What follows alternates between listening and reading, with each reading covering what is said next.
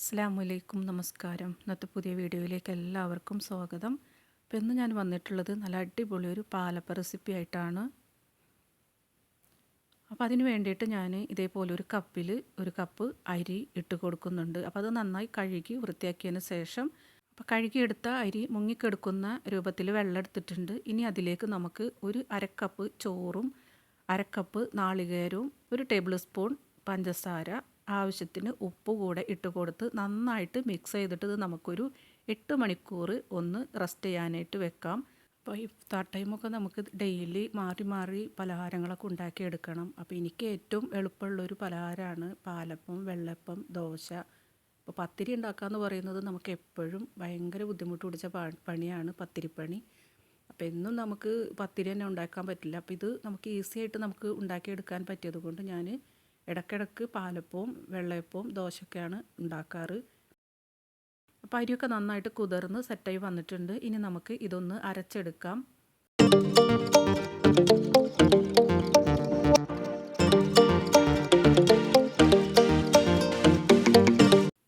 വൈകുന്നേരം നമുക്ക് ഉണ്ടാക്കിയെടുക്കാനായിട്ട് ഇത് രാവിലെയാണ് ഞാൻ അരച്ച് വെക്കുന്നത്. അപ്പോൾ ഇതൊരു കുക്കറിലേക്ക് ഒഴിച്ച് കൊടുക്കാം. അപ്പോൾ അത് മൂടി വെച്ചാകുമ്പോൾ നന്നായിട്ട് നമുക്കതൊന്ന് പതഞ്ഞ് പൊങ്ങി കിട്ടാൻ വേണ്ടിയിട്ട്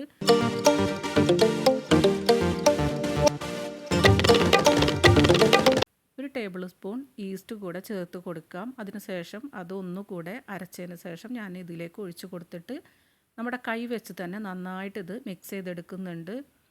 അപ്പോൾ നമുക്കിത് രാവിലെയാണ് നമ്മളിത് റെഡിയാക്കി വെക്കുന്നത്.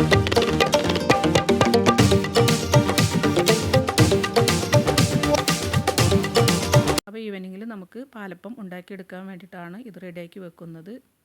ഇത് ശരിക്കും പറഞ്ഞാൽ നമുക്ക് ഇത്തിരി ചൂടുള്ള വെള്ളത്തിലോ അതല്ലെങ്കിൽ ചൂടുള്ള ഭാഗത്തേക്കൊക്കെ വെച്ച് കൊടുക്കുകയാണെങ്കിൽ 2 മണിക്കൂറോടെ തന്നെ നമുക്കിത് ഉണ്ടാക്കിയെടുക്കാം. പിന്നെ കൈ വെച്ച് നമ്മൾ നന്നായിട്ടൊന്ന് മിക്സ് ചെയ്ത് കൊടുക്കുമ്പോൾ ഇത് പെട്ടെന്ന് തന്നെ നന്നായിട്ട് സോഫ്റ്റായി വരാനും പൊന്തി വരാനും നല്ല ചാൻസാണ്. അതുകൊണ്ടാണ് നമ്മൾ കൈ വെച്ചിട്ടൊന്ന് മിക്സ് ചെയ്ത് കൊടുക്കുന്നത്. അപ്പോൾ ഇതേ ഒരു രൂപത്തിലാണ് നമ്മൾ എടുത്തിട്ടുള്ളത്.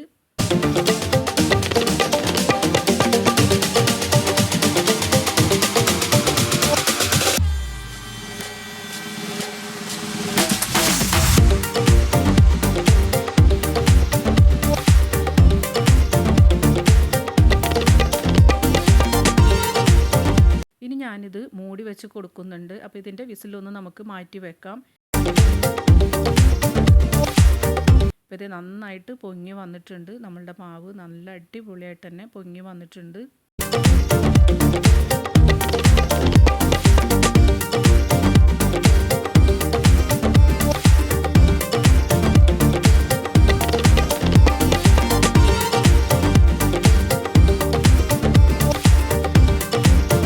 പാലപ്പം ഉണ്ടാക്കിയെടുക്കാം. ഇപ്പോൾ ഒരു ചട്ടി അടുപ്പത്തേക്ക് വെച്ച് കൊടുത്തിട്ട് ചൂടായി വന്നിട്ടുണ്ട്. ഇനി നമുക്ക് പാലപ്പം ഉണ്ടാക്കിയെടുക്കാം.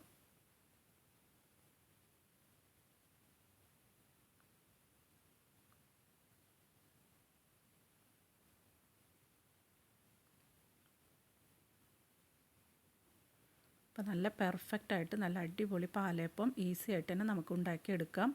ഇതേ രൂപത്തിൽ നമ്മൾ ഉണ്ടാക്കിയെടുക്കുക. അപ്പോൾ നമ്മൾ വെള്ളം അതിൻ്റെ അരിയുടെ മുകളിലായിട്ടാണ് നമ്മൾ വെള്ളം ഒഴിച്ച് കൊടുത്തിട്ടുള്ളത്. ആ ഒരു വെള്ളത്തിൽ തന്നെയാണ് നമ്മളുടെ മാവും അരച്ചെടുത്തത്. വേറെ വെള്ളമൊന്നും നമ്മൾ ഒഴിച്ച് കൊടുത്തിട്ടില്ല. ആ ഒരു വെള്ളത്തിൽ തന്നെ നമ്മൾ ഉണ്ടാക്കിയെടുത്തിട്ടുണ്ട്.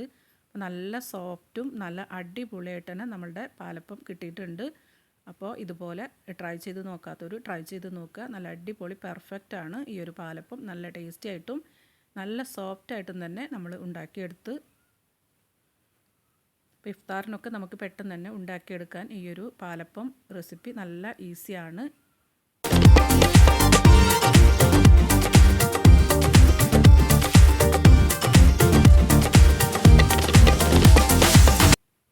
ഇന്നത്തെ വീഡിയോ നിങ്ങൾക്ക് എല്ലാവർക്കും ഇഷ്ടമായിട്ടുണ്ടാകുമെന്ന് വിശ്വസിക്കുന്നു. ഇൻഷാ അല്ലാഹ് വേറൊരു വീഡിയോ ആയിട്ട് കാണുന്നത് വരെ എല്ലാവർക്കും ബായ്.